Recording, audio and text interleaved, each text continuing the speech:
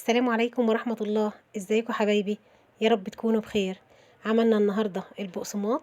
عملناه بطريقة سهلة جدا وبمكونات بسيطة، بنص كيلو دقيق وشوية مية. عملنا الكمية الحلوة اللي قدامنا دي من البقسماط. البقسماط طلع هش وخفيف ومقرمش، وطعمه كمان كان في منتهى الجمال. شايفين البقسماطة خفيفة وهشة من جوه ومقرمشة جدا. شايفين شكلها حلو ازاي؟ اسمعوا بقى القرمشة، حلو جدا.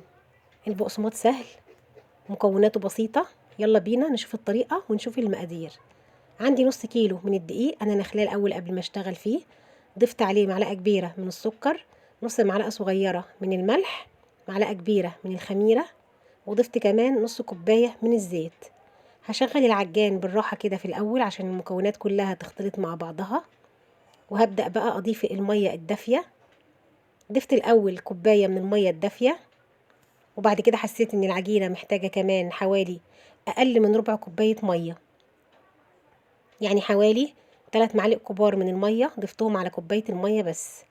عجناها بقى في العجان 7 دقايق. طلعت عجينة جميلة جدا، قطنية وطرية، بتلزق تلزيقة خفيفة في ايدي اهي زي ما احنا شايفين. هندهن بقى البولة بالزيت ونحط فيها العجينة ونسيبها بس هترتاح 10 دقايق. انا مش عايزاها تخمر، انا عايزاها بس ترتاح 10 دقايق، وبعدين هنشوف احنا هنعمل فيها ايه. عندي بقى طبق ضفت عليه كده، حطيت فيه كده نص كوباية من السمسم، وضفت عليهم 4 معالق كبار من المية. هقلب السمسم مع المية كده بالشكل ده، وهركنهم دلوقتي على جنب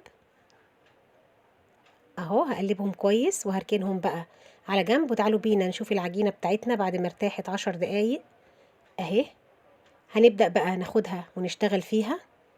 هفردها الاول كده قدامي كده بالشكل ده اهي، وهبدأ بقى اقطعها قطع صغيرة. هقسمها كده الاول من النص، وهبدأ اقطعها قطع صغيرة بالشكل اللي احنا شايفينه ده. انتوا لو عايزين تقطعوا القطع اصغر من كده مفيش مشكلة، على حسب حجم البقسماطة اللي انتوا عايزينها. قطعتها كلها اهي. هغطي بقى وشها بكيس علشان ما تنشفش، وهاخد اول قطعة هفردها قدامي كده اهي. هبططها كده قدامي، وبعدين هلمها على بعضها كده بالشكل اللي احنا شايفينه من الناحيتين، وهقفلها كويس جدا كده بايدي اهي علشان ما تتفتحش وهي في الفرن. هبرمها بقى قدامي كده اهو، وهشيل بقى الزيادات اللي في الجنب دي، واخدها احطها على السمسم اللي احنا بلينه بالمية، واحطها في الصينية. واحدة كمان اهي قدامنا، خدتها فردتها قدامي، وبعدين هبدأ اقفلها كويس جدا من الناحيتين، وهبرمها كده بالشكل اللي احنا شايفينه ده. هاخدها برضو على طبق السمسم اهي، وهحطها بقى في الصينية اللي احنا دهنينها زيت ومجهزينها جنبنا عشان نحط فيها البقسماط.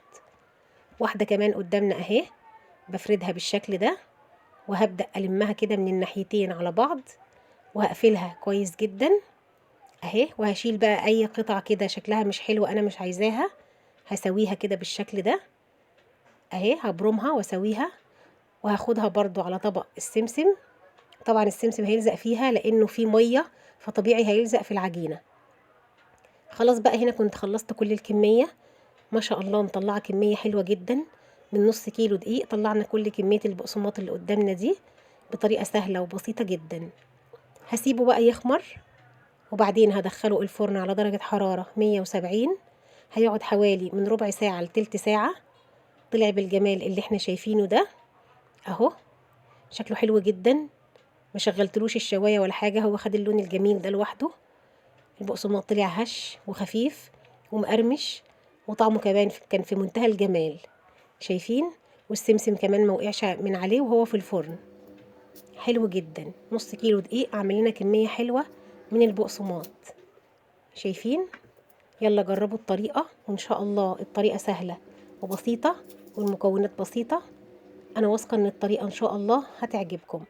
وإن عجبكم الفيديو لايك وشير.